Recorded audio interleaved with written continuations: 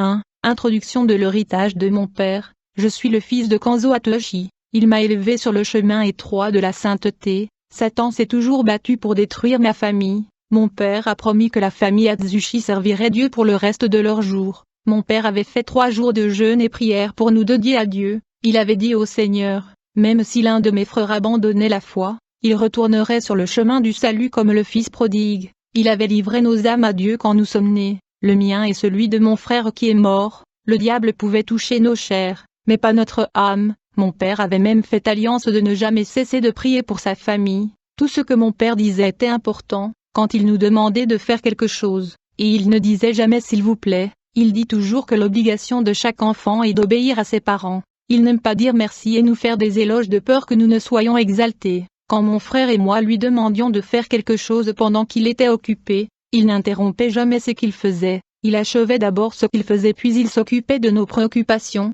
Il nous disait, « Je suis votre papa, je ne suis pas votre serviteur. Si vous avez aucun respect pour votre père, vous n'aurez jamais de respect pour Dieu. » Papa reconnaissait mes talents mais il critiquait souvent mes échecs. Il me disait, « Quand tu fais quelque chose, fais-le de tout ton cœur. Aspirez à l'excellence et la perfection. Il ne faut jamais arrêter en cours de route le voyage que vous avez commencé. Ne fais jamais rien dans la vie à contrepartie. Quand tu es sur le chemin efforce-toi d'atteindre ta destination. Essayez d'être un enfant parfait en présence de Dieu. Comme Dieu avait instruit Abraham, quand j'étais enfant j'expérimentais souvent l'échec et je pleurais. Il me disait, Dieu se plaît de l'humilité de ceux qui pleurent à genoux au sol pour leur faiblesse. L'homme doit apprendre à reconnaître que sans Dieu il est rien et qu'il a besoin de son aide. Papa disait, nous devrions apprendre à assumer nos péchés devant Dieu et ne pas blâmer les gens pour nos échecs. Mon père était merveilleux, il m'enseignait la parole de Dieu par des choses simples de la vie, il louait les grands prophètes de la Bible et m'a encouragé à être comme eux,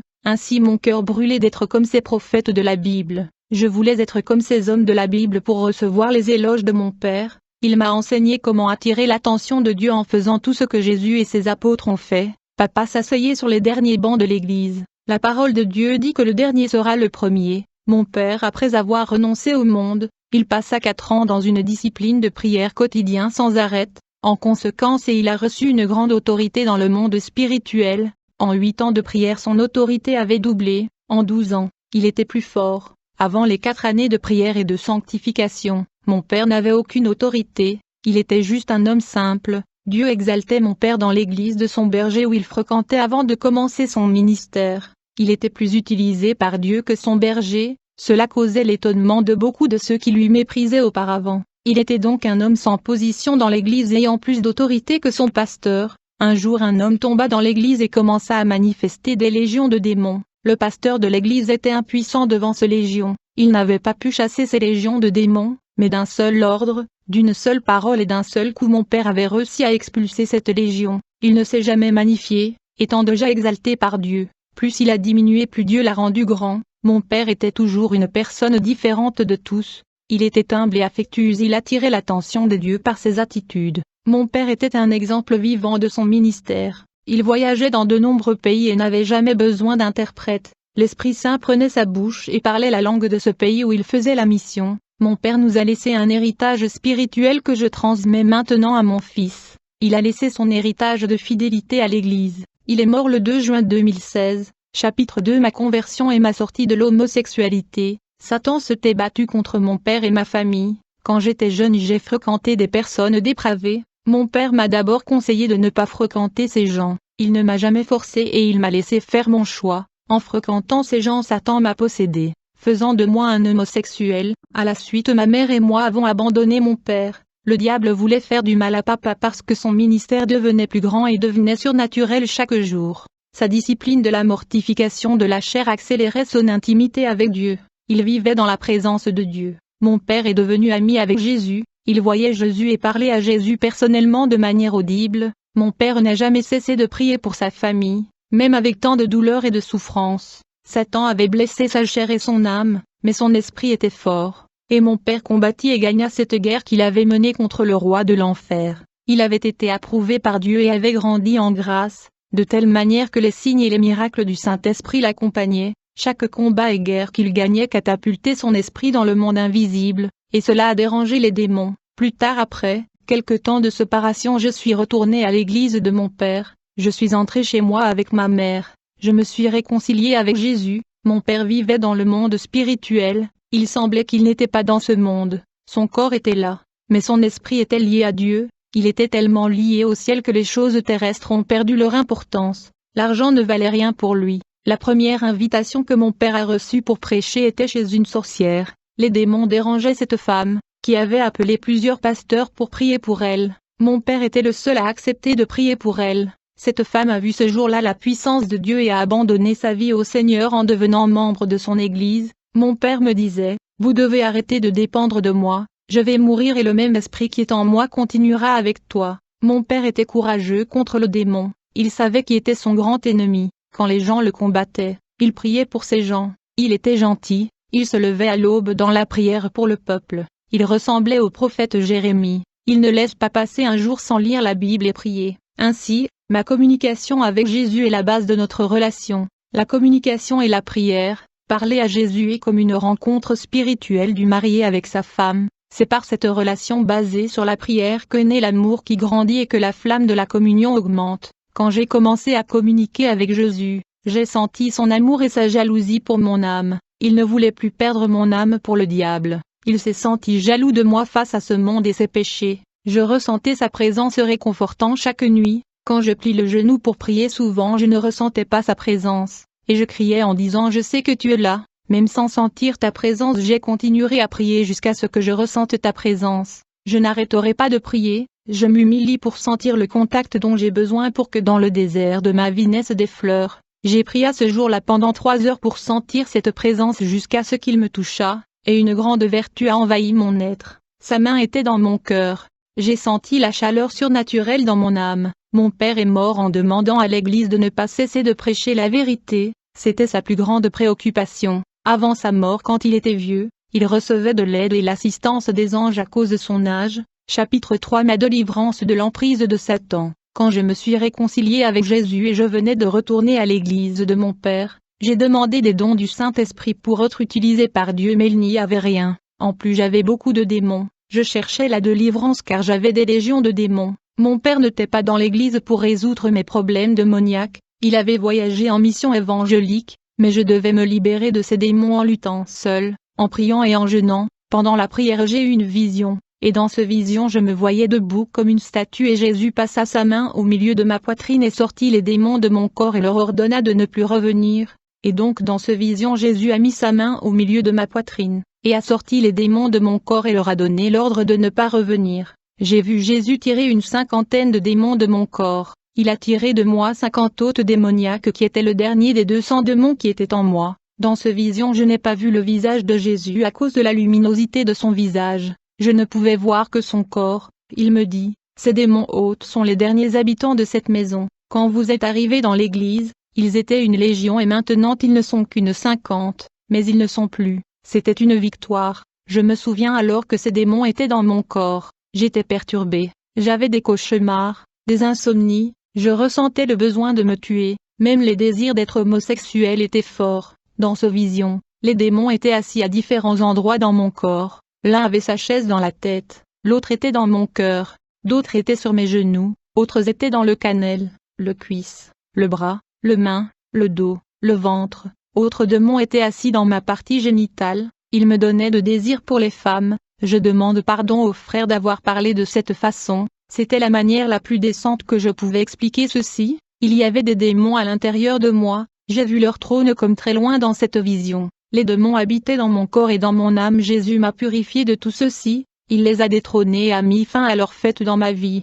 Après ce rêve, j'ai passé une année à traverser les processus de délivrance. Il y a des gens qui ont rompu avec le péché hier et veulent avoir une relation spirituelle avec Dieu aujourd'hui. Pourtant ils ne sont pas complètement libres. Si je n'avais pas sombré dans la prostitution et si j'avais obéi à mon père, je ne serais pas dans l'obligation de passer un long processus de délivrance. Si vous êtes dans la voie de Jésus, ne retournez pas dans le monde de peur que votre vie spirituelle devienne la demeure des démons. Chapitre 4 Ma purification. 1 an après ma libération, j'ai commencé à demander les dons du Saint-Esprit, mais je ne les ai pas reçus. Jésus m'a apparu dans un rêve comme l'autre fois. Son visage brillait, il dit, « Viens avec moi, suis-moi ».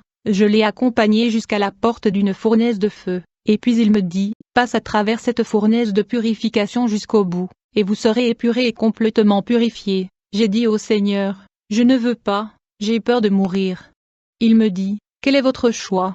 Vous devez choisir le mode de purification. Il y a la purification par le feu pour votre salut. Il y a également la purification par le feu de l'enfer pour la condamnation. Mais cependant en enfer le feu va brûler tes péchés pour toujours. Au bout du compte tu n'auras jamais de rédemption et le salut. J'avais donc le choix devant moi, entre le baptême de feu pour la purification, ou le feu de l'enfer pour la condamnation. Comme je ne voulais pas le feu de l'enfer, je suis entré dans cette fournaise de purification pour le salut. J'ai senti une chaleur qui brûlait ma chair. Comme résultat, les vers qui étaient en moi qui étaient à vrai dire les péchés sont tombés au sol. Aucun cheveu de ma tête a été endommagé par ce fourneuse. Mon corps avait des sensations des douleurs de la brûlure. Quand les vers qui étaient en moi qui étaient de péché avaient tombé au sol je ne ressentais plus la douleur. Puis je suis arrivé au bout de cette fournaise sans ressentir la douleur comme Jésus a dit. Le Seigneur Jésus me dit, cette douleur que vous avez ressentie pendant la traversée de la fourneuse était due aux vers de péché qui étaient en vous. Le feu ne vous a pas brûlé. En vérité le feu brûlait le mal et le péché qui était en toi, qui sont ces vers qui sont tombés. Étant donné que le péché était lié à ta vie spirituelle, ton âme a dû sentir les douleurs du feu qui détruisait le péché en toi. Maintenant que le mal n'est plus lié à ton âme, la fournaise ne te causera pas de douleur. À partir de paroles de Jésus, j'ai commencé à comprendre que le feu de l'enfer affecte directement les péchés qui sont dans les âmes des gens qui sont là-bas, les péchés que les gens portent en eux quand ils meurent, et la vraie raison qui fait qu'ils ressentent la douleur. Comme ces âmes sont mortes avec le péché, elles ressentent des douleurs profondes, car le feu de l'enfer se nourrit du péché enraciné dans l'âme des âmes damnées. C'est comme si le feu de l'enfer se nourrit du carburant qui est le péché et mal qui est dans leur âme. Ce péché sont comme du combustible du feu de l'enfer. Jésus me dit, un homme qui est libéré de l'emprise du péché ne sera jamais brûlé par les flammes de l'enfer. Même s'il est jeté en enfer il ne sentira jamais la douleur, car le feu de l'enfer brûle le péché qui est dans l'âme de l'homme, raison pour laquelle les gens ressentent la douleur. Après ce rêve, j'ai compris ce qui m'avait arrivé quelques jours plus tard. Chapitre 5, la sanctification. Alors que je persévérais dans la prière en train de rechercher les dons spirituels pour mieux servir le Seigneur, soudain, le Seigneur Jésus m'est apparu dans une vision. Dans cette vision je portais une robe blanche avec des taches noires éparpillées autour de cette robe. Jésus a pris une bouteille contenant de l'huile et a commencé à passer l'huile sur mes vêtements. Ces taches noires ne se sont pas effacées, ils sont devenus des nuances de taches plus légères, puis le noir devint brun, puis il devint beige et Jésus continua de jeter cette huile sur ma robe, qui alla de beige à blanc. Cette huile avait l'effet de chlore. Jésus me dit, maintenant que tes vêtements sont propres, fais attention de ne pas te salir. Ma fiancée que je veux enlever doit avoir la robe blanche. Malgré ma délivrance, j'avais encore des blessures et des péchés cachés que je n'avais pas avoués. Je jeûnais, je me suis humilié en priant pour oublier ces péchés. Je devais libérer le pardon à tous ceux qui m'avaient fait mal quand j'étais prostituée. C'était la dernière purification que j'avais subie. Je suis resté 1 an à travers le processus de purification, et j'ai encore pris 1 année de plus dans la prière. En gros, j'ai passé 3 ans en train de persévérer dans la prière.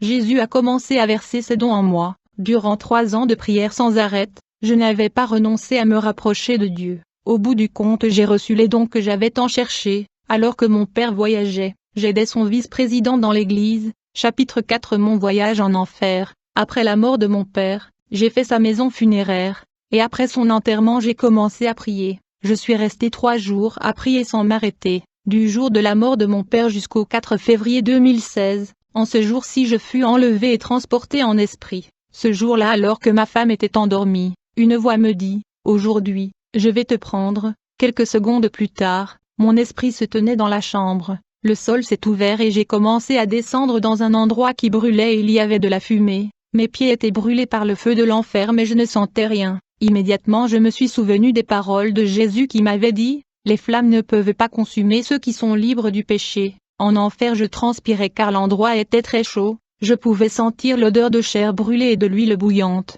J'ai commencé à marcher, la grâce de Dieu m'a couvert, et j'ai voyé les démons passer, mais ils ne me voyaient pas. J'ai été surpris par le mouvement des démons et j'ai décidé de les suivre. J'ai vu des démons de différents types. Des démons qui avaient des ailes, et de démons sans ailes. En enfer il y avait des démons avec 2 têtes, de démons à 3 mètres, des démons ayant des visages des animaux comme des tigres, des chiens, des oiseaux, J'ai vu de démons en forme de crocodile, d'autres démons avaient des écailles de poisson. Je les ai suivis là où ils allaient dans leur réunion où ils étaient réunis. Ils étaient réunis en réunion. Un être obscur était assis au milieu de la multitude de démons. Il leur dit, allez fait-on. J'ai vu sur la table de la bière, de la vodka, de la tequila, du vin et toutes les boissons alcoolisées. Il y avait sur la table la nourriture qui était la chair humaine. Il y avait des pieds, des bras, des jambes, des yeux et des morceaux de corps des personnes. Ils ont célébré avec une grande joie et il y avait 3 jours de fête non-stop et célébration en enfer. Satan qui commandait le festin dit, je ne suis pas content quand je perds des âmes au profit du ciel. Je déteste quand quelqu'un meurt en justice et va au paradis, mais aujourd'hui c'est différent. Nous commémorons la mort d'un homme juste qui est mort et qui est entré dans le royaume des cieux. Nous avons essayé de gagner cette âme. Nous avons fait plusieurs rencontres pour le neutraliser, mais nous avons perdu cette âme. Néanmoins, nous gagnerons des millions d'âmes sans cet homme devant nous. Son absence signifie que tout sera plus facile pour nous. Nous célébrons aujourd'hui le 3e jour de la mort de Kanzo Atoshi, notre ennemi qui dérangeait tous nos plans. Notre projet de destruction sera inauguré dans son église qui est restée fidèle à la vérité. Les jours de son ministère sont comptés.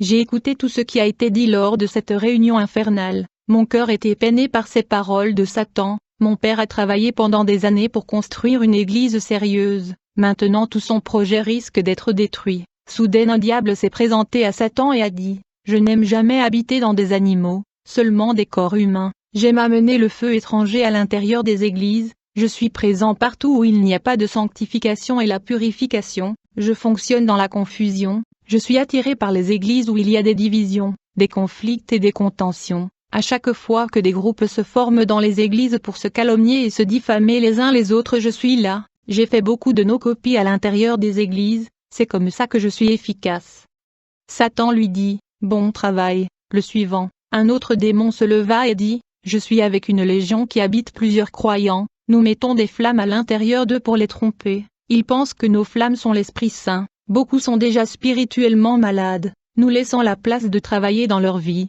nous entrons dans divers domaines de leur vie personnelle par la possession, causant la mort spirituelle. En conséquence, ils ne ressentent plus jamais la présence de leur Dieu. Péché est devenu acceptable pour eux, ils ne se repentent plus de leurs mauvaises actions.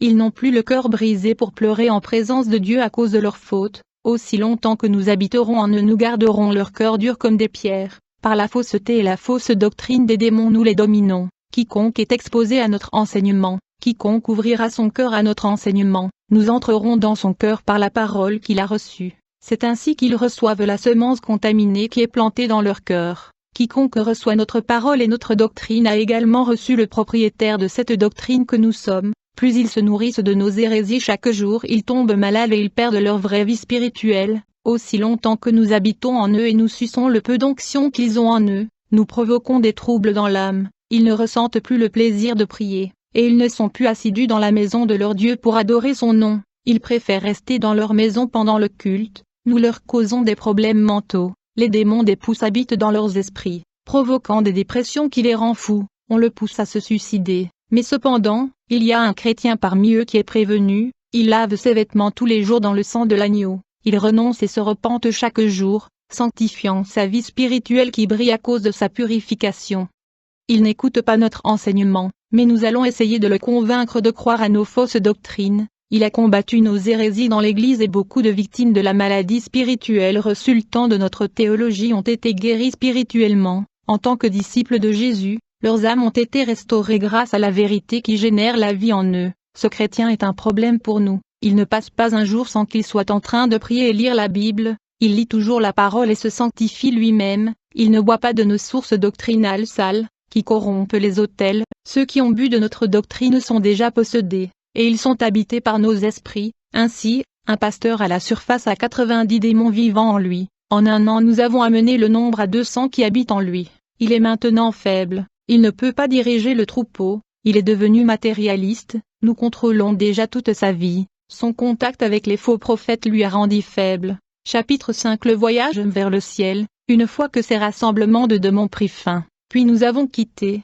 l'ange me prit par les mains et nous avons monté à grande vitesse. Nous avons traversé l'univers et nous arrivâmes au ciel. Je contemplais le beau paradis, la demeure des saints qui était préparée pour le saint. Des multitudes de personnes de plusieurs générations étaient réunies dans ce royaume. J'étais de l'autre côté de la rivière qui avait des eaux qui brillaient comme des cristaux. J'ai vu une foule en louant qu'ils étaient vêtus de blanc le plus pur de l'autre côté de la rivière de cristal. J'ai vu mon père Kanzo, il était habillé en blanc au milieu des rachetés. Quand je l'ai vu dans des vêtements célestes et resplendissants, j'ai voulu traverser la rivière et l'embrasser. L'ange ne m'a pas permis et dit, si vous traversez la rivière, vous ne pourrez jamais retourner sur terre. Ceci est la frontière de la traversée sans retour. Ceux qui sont sauvés peuvent traverser pour résider pour toujours ici. Je peux vous emmener à d'autres endroits du ciel sans avoir à traverser la rivière. J'ai dit à l'ange, y a-t-il une autre façon d'aller de l'autre côté pour voir mon père?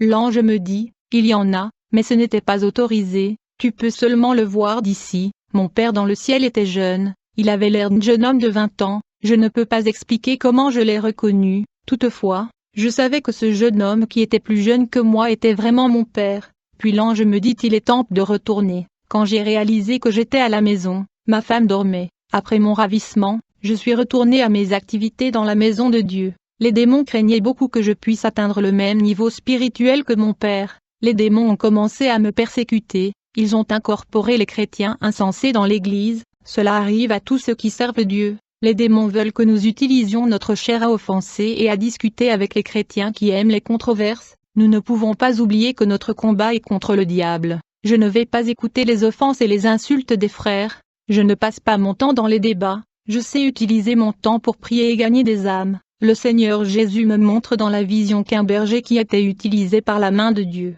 Cet homme de Dieu baissa la garde et ouvra une porte d'entrée au diable. Un esprit entra en lui et le posséda et contrôla sa vie. Ce démon installé en lui a parvenu à tarir l'amour de Dieu, et le fruit de l'esprit comme la paix, la joie, la bonté, la douceur, la tempérance et la foi. Tous les fruits de l'esprit qu'il a eus dans sa vie ont été emportés par ce nouvel habitant de son corps. Chapitre 6. Le début de la guerre. J'ai commencé mon ministère dans le pays de Hongrie, où j'ai inauguré mon premier ministère. Dieu a commencé à me bénir dans la partie financière. Dieu a touché le cœur d'un homme riche nommé Joseph.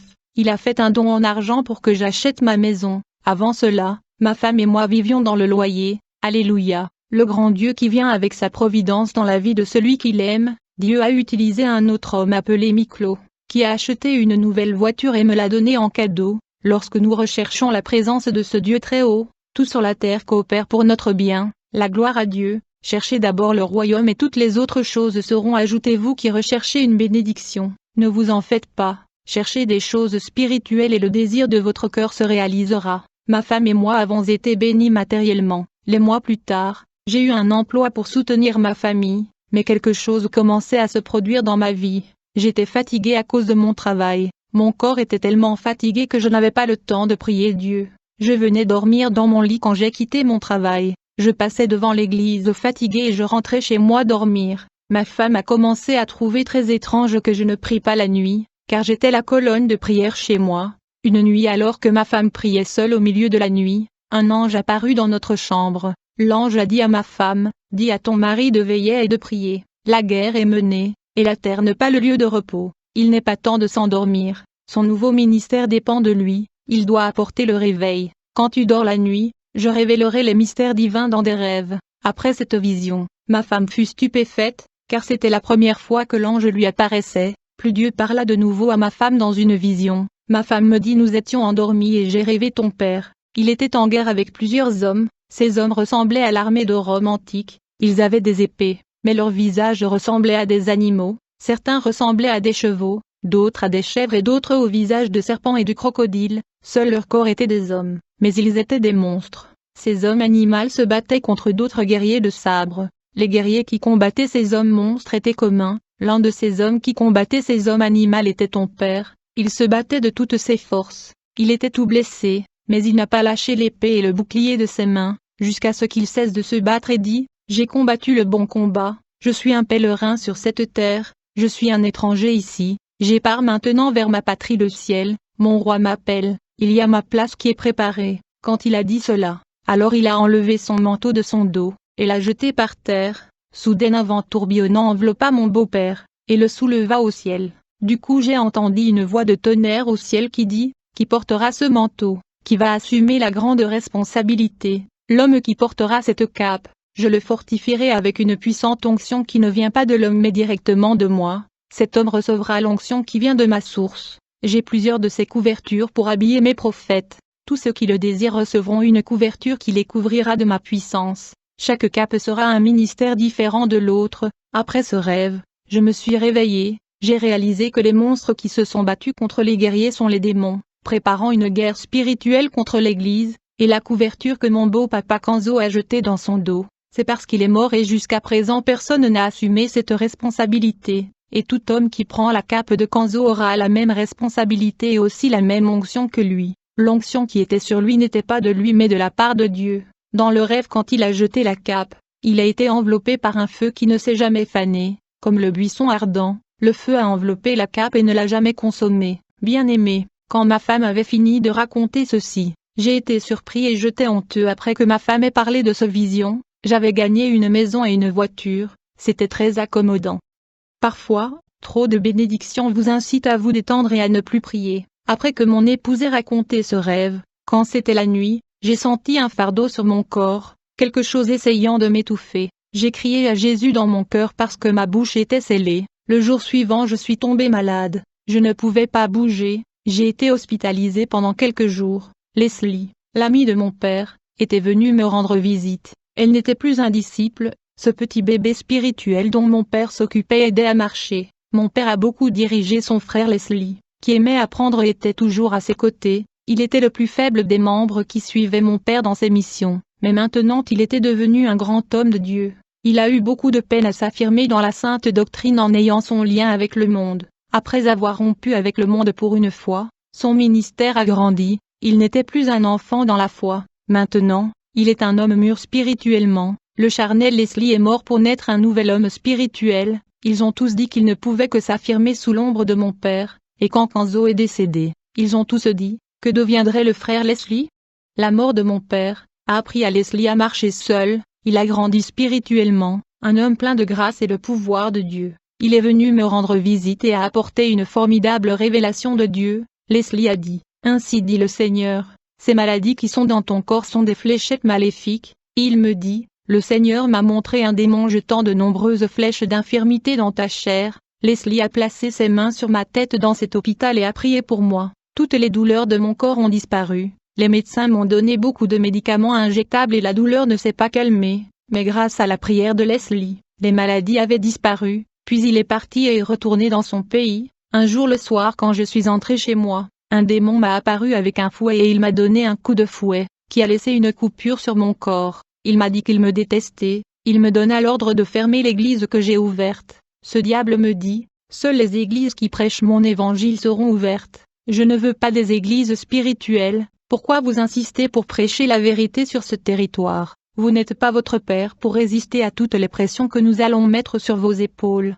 Ne suivez pas le chemin de votre père qui veut sauver le monde. Si vous continuez d'insister pour porter la parole sacrée, votre vie sera un cas. J'ai dit pourquoi tu as laissé les démons me frapper. Jésus me dit, Robert, vous devez prier, vous allez sortir de la zone de confort et vous allez combattre comme votre père quand il était sur la terre. Si tu ne te réveilles pas, je laisserai les démons vous affliger, ils vont vous bombarder avec leurs fléchettes diaboliques, à vrai dire ils veulent vous tuer, car vous êtes une menace pour leurs plans, vous êtes en guerre. Il n'y a pas d'échappatoire, je t'ai donné un ministère de guerre spirituelle, si vous arrêtez de prier, vous serez malade, car la guerre est déclarée contre votre vie, vous allez gagner cette guerre à genoux. Quelques jours plus tard la nuit, alors que je pria avec ma femme pendant 30 minutes comme c'est la coutume. En fait on avait fini de prier mais nous avons quand même continué à prier, jusqu'à ce que j'ai vu une légion de démons autour de notre maison. Une partie de cette légion se trouvait du côté gauche et l'autre partie du côté droit. J'ai demandé à ma femme si elle voyait ces démons,